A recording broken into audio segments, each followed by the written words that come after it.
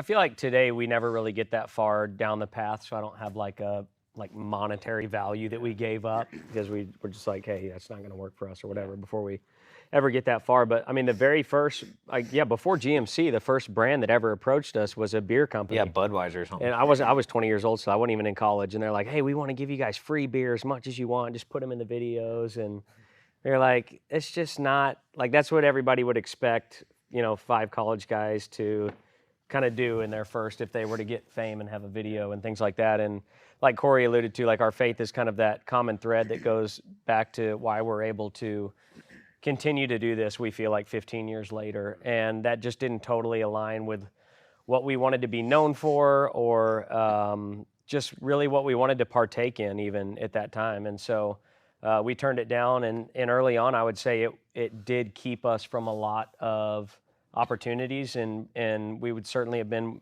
opened up to more brands that we would be able to work with.